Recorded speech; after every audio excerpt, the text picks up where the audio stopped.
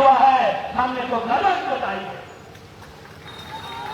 कब तक हमें ये राज मिला है? लेकिन आज 25 साल हो गए। आज देखते देखते ये राज 25 साल का होगा। यदि झारखंड अलग राज के समय जो भाई जो बहन जन्म लिए होंगे, आज वो 25 साल के जवान हो चुके हैं। लेकिन इस राज्य के साथ क्या हुआ, यह आपसे हमसे किसी से नहीं छुपा।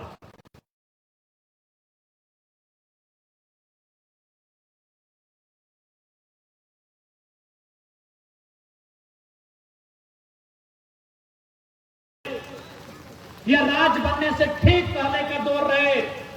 इस राज्य बनने से पहले झारखंड के आदिवासी, झारखंड के मूलवासी, उनका जो हालात था, आज वो हालात बद से बदतर हुआ है कि नहीं, यह आप बताइए।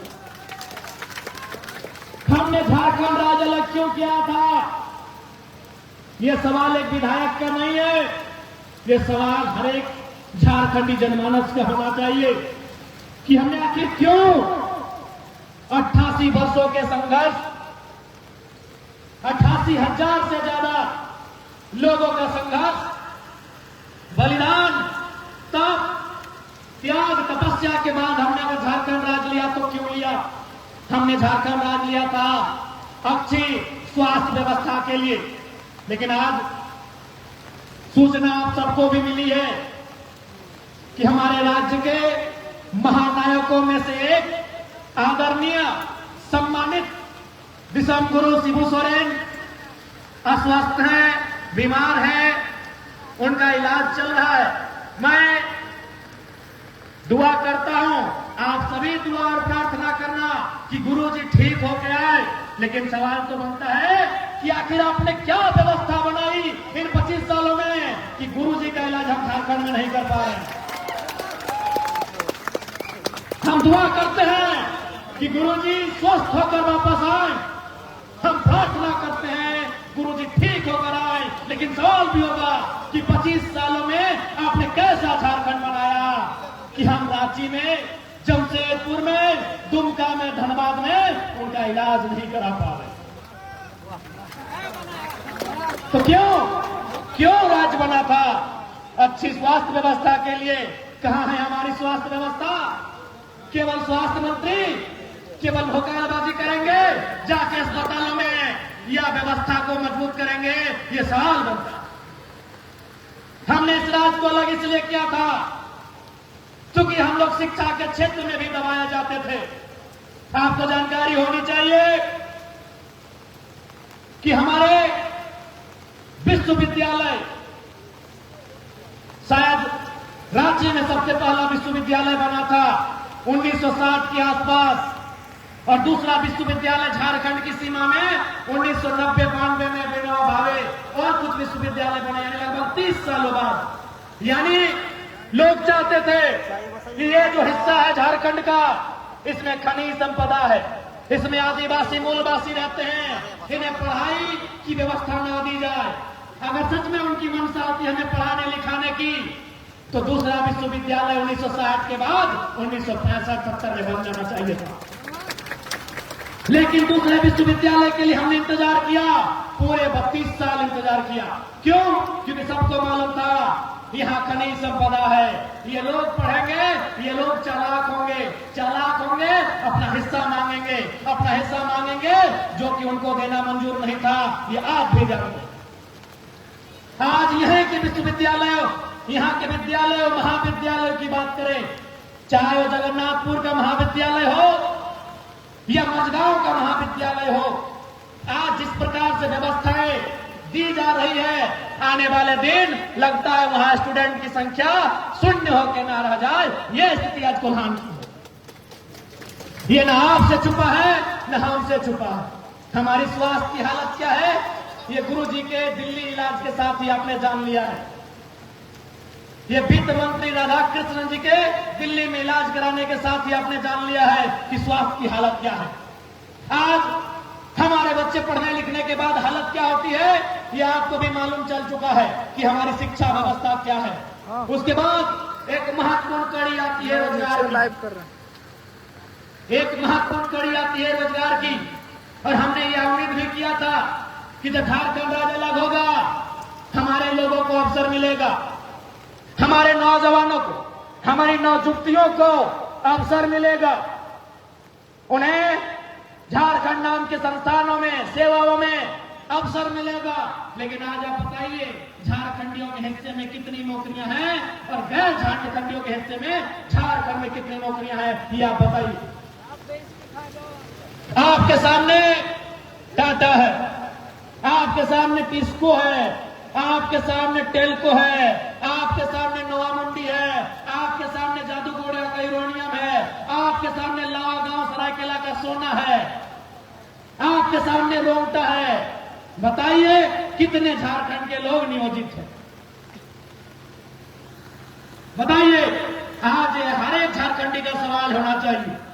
ये केवल एक बागी तेवर रखने वाले, एक बगावती तेवर रखने वाले डुमरी विधायक जयराम महतो का सवाल नहीं, पूरे झारखंड का सवाल होना चाहिए कि हमारा रोजगार किसके पास है।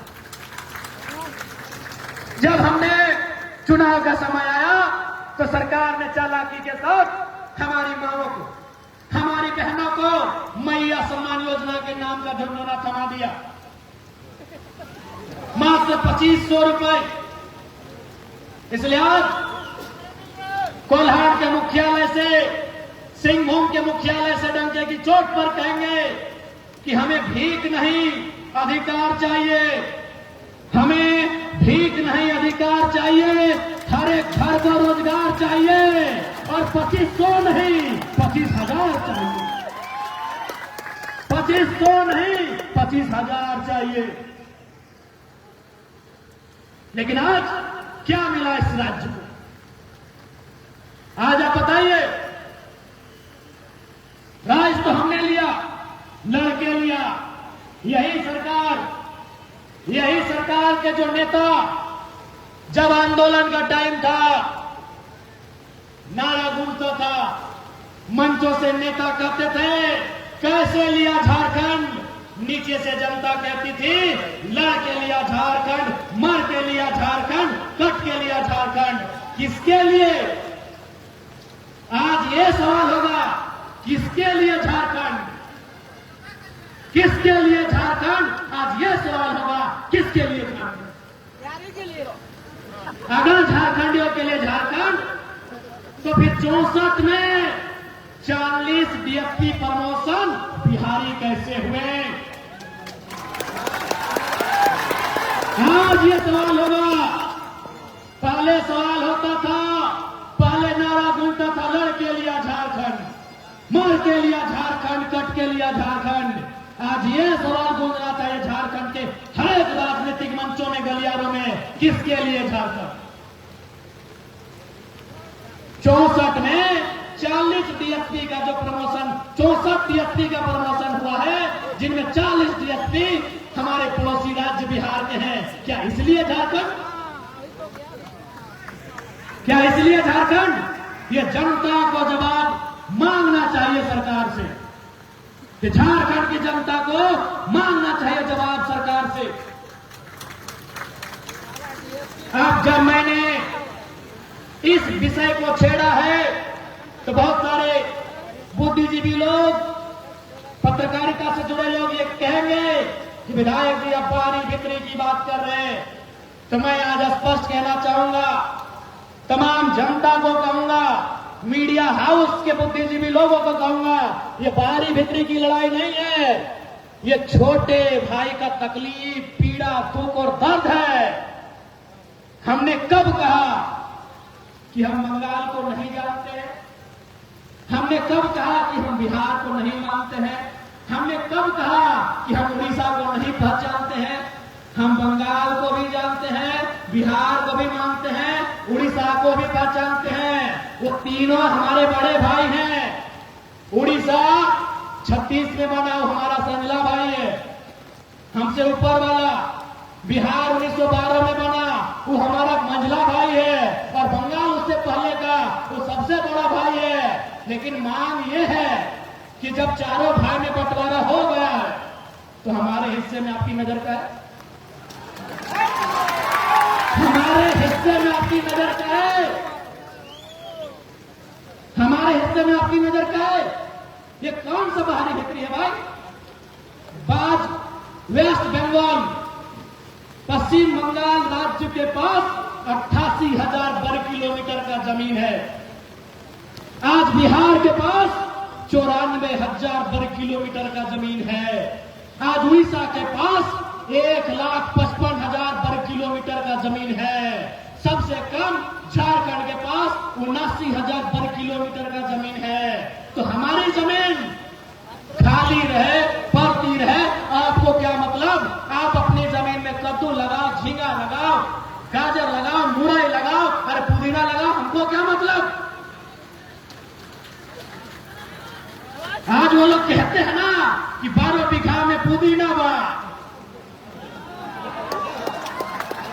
हमारे बड़े भाई बोलते हैं ना, हमारे इधर उत्तर वाले बड़े भाई ये बोलते हैं ना कि 12 बीघा में पुदीना बा। मेरे बाबा तो चटनी बना के खाओ पियो ना, हमारा कोयला बालू में कहाँ नजर डालते? ये हमारा हिस्सा है। ये कौन सा बाहरी बिक्री है भाई? This is our part. ये हमारा हिस्सा है, हमारा हिस्सा है, झारखंड का हिस्सा है। आप बताइए यहाँ कितने लोग बैठे हैं? जितने भी लोग बैठे हैं, क्या आपके कोई रिश्तेदार, आपको जानकारी है कि कलकत्ता में जाके जबरन 1 इंच जमीन कोई कब्जा किया है? क्या आपको जानकारी है कि पटना में जाके कोई जबरन 1 इंच जमीन कब्जा किया है झारखंड का आदमी? क्या आपको जानकारी है कि भुवनेश्वर में जाके झारखंड का कोई आदमी 1 इंच जबरन कब्जा किया है? नहीं ना। आज चलिए जमशेदपुर, हम दिखाएंगे कलकत्ता, पटना और भुवनेश्वर वालों ने कितना कब्जा किया। इस बात की लड़ाई है और हम लड़ेंगे। चलिए जमशेदपुर, मन हो तो चलिए रांची। धनबाद बोकारो का नाम मत लीजिए, वहां रहना पड़ेगा। धनबाद बोकारो का नाम मत लीजिएगा, वहां अशुभ है। तो ये कैसे बाहरी बिक्री का लड़ाई है भाई? 4 भाई थे, जवान हुए, शादी ब्याह हुआ, बड़ा हो गए, बांट लिए। आपको भी हिस्सा मिला पूरब में, किसी को मिला पश्चिम में, किसी को उत्तर में, किसी को दक्षिण में। तो रे भैया आपको जो हिस्सा मिला उसमें खाओ, कमाओ ना। यही तो दर्द है। ये विरोध नहीं है, ये हमारी दर्द को समझिए, हमारा तकलीफ को समझिए कि आखिर हमने झारखंड राज्य क्यों लिया। इसलिए कोई बाहरी बिक्री की लड़ाई नहीं है। अभी बिहार में चुनाव हो रहा है, बिहार में चुनाव हो रहा है।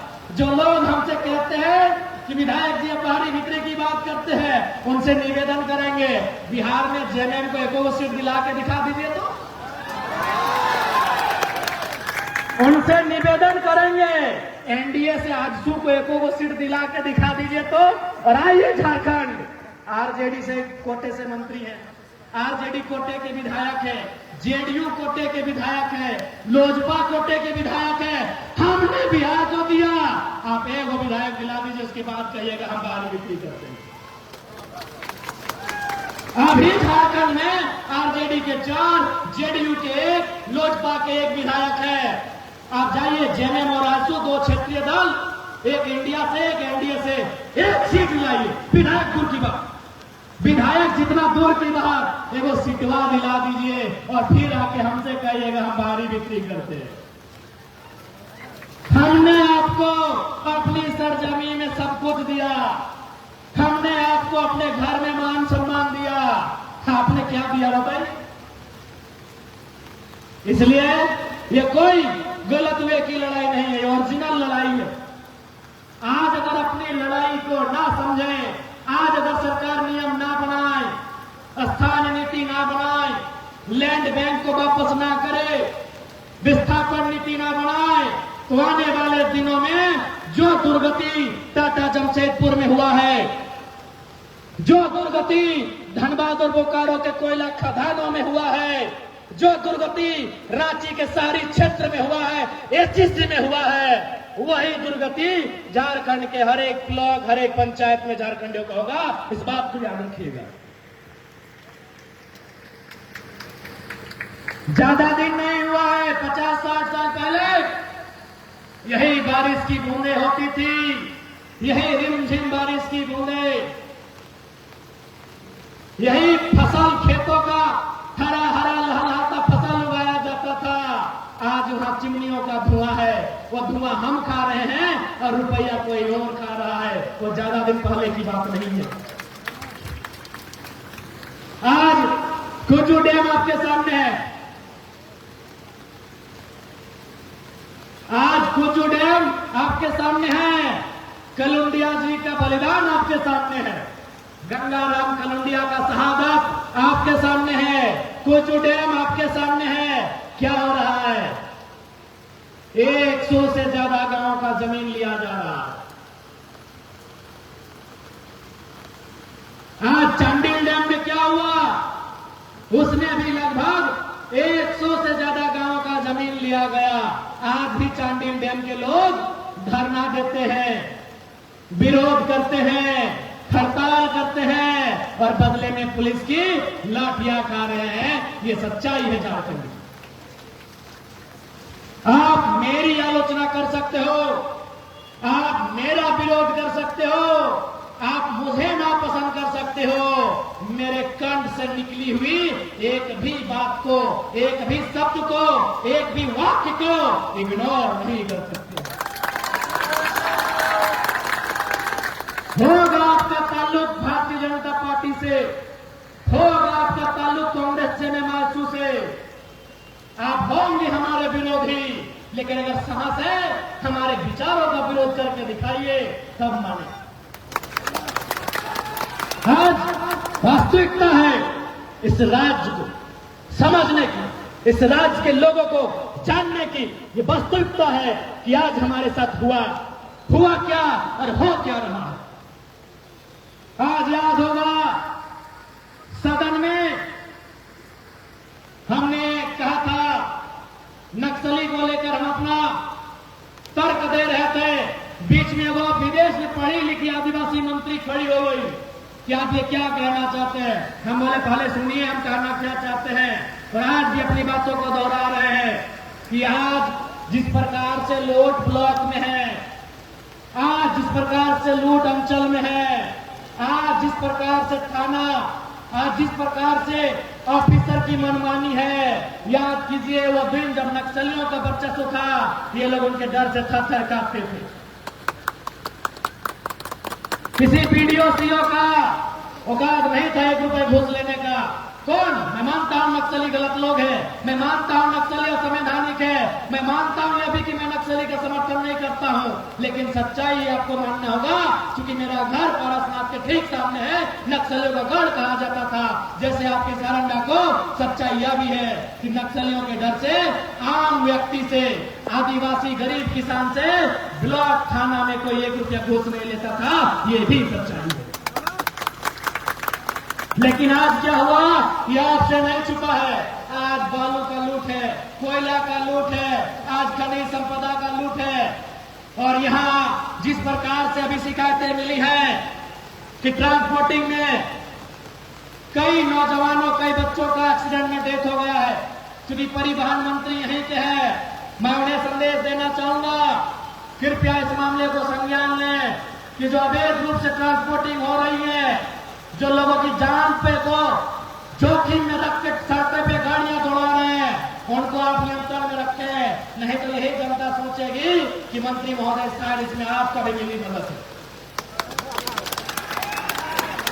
आज सबसे ज्यादा अगर औसत की बात कही जाए तो हमें लगता है संथाल परगना और कोल्हान में आदिवासियों की संख्या औसत में है। आज कोल्हान के अगर पश्चिमी सिंहभूम की बात करें तो यहां 5 विधायक होते हैं, यहां 1 सांसद होते हैं, सारे के सारे जेएमएम गठबंधन के होते हैं। 56 सीटें आज जेएमएम को दिया गया है उनके नेतृत्व को। उनसे पूछिए कि अबुआ दिशा में अबुआ राज स्थापित करने में 56 सीटें काफी हैं या 76 देनी पड़ेगी? उनसे पूछिए। आज आदिवासियों के नाम पर, यहाँ के भोले भाले आदिवासियों के नाम पर आदिवासी नेता ही केवल अपने परिवार का भविष्य देख रहे हैं। अगर नहीं तो हमारी मां समान ही है। मैं मंत्री है, यहाँ की सांसद मैडम, अगर सच में वो आदिवासी हितैषी होती तो खुद सांसद बनने के बाद विधानसभा का टिकट इस भीड़ में से किसी आदिवासी को दे देती। याद आया अपना बेटा, यही हमारे कोल्हान टाइगर के नाम से प्रसिद्ध हमारे चंपई चचा,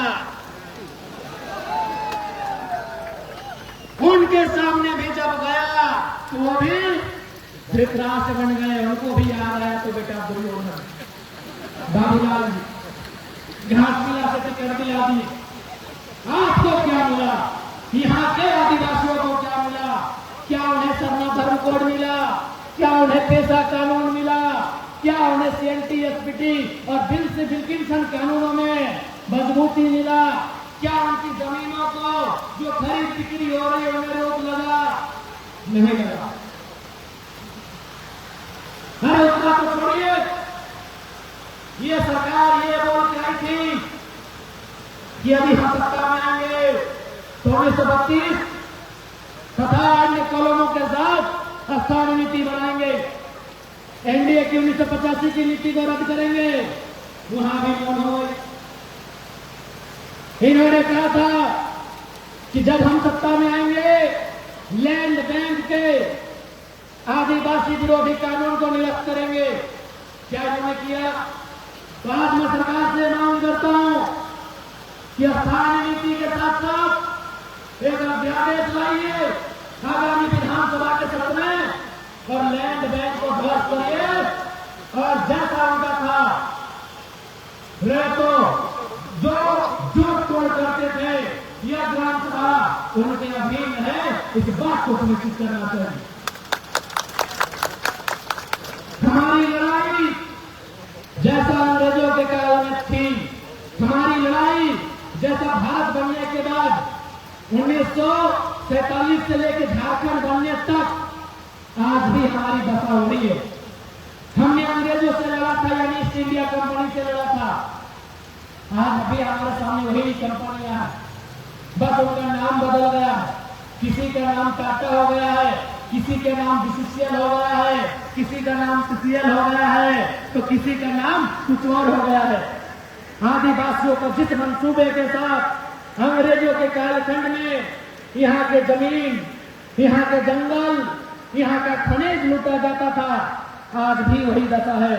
आज भी हमें हमारे घरों से खनन के नाम में बेघर किया जा रहा है। यदि आपको अब भी लगे हम झूठ बोल रहे हैं तो यही बगल में जादू घोड़ा चीख चीख के इस बात की गवाही दे रहा है। आज भी आदिवासियों के साथ वही व्यवहार है। मैंने एक पुस्तक पढ़ा है, उस पुस्तक का नाम है सलाम बस्तर, अंग्रेजी में हेलो बस्तर। राहुल ने लिखा है, वो हिंदी में भी है, अंग्रेजी में भी है। उस पुस्तक में बीच में उन्होंने बड़ी गहरी लाइन लिखी है। ये लोग आदिवासियों की जमीन को कॉमन जमीन मानते हैं। ये पूंजीवादी सोच की सरकारें, ये साम्राज्यवादी सोच की सरकारें, ये महाजनी सोच की सरकारें, ये गांधी के विपरीत के सोच की सरकारें आदिवासी की जमीन को कॉमन जमीन मानते हैं। इनका मानना है कि आदिवासी तो जंगली होते हैं, इसलिए आज भी जादू घोड़ा का ज्वलंत उदाहरण है कि आज वो गांव पूरी तरह से चीख रहा है, करा रहा है, बिलख रहा है, रो रहा है, लेकिन किसी का दया नहीं है कि उस गांव को, उस गांव के लोगों को वहां से विस्थापित किया। विकास का कोई विरोधी नहीं है, खनन का कोई विरोधी नहीं है, विस्थापन होना चाहिए। जमीन के बदले जमीन मिलना चाहिए। उस परिवारों को, गांव को मिलनी चाहिए जो सुविधा उनके गांव में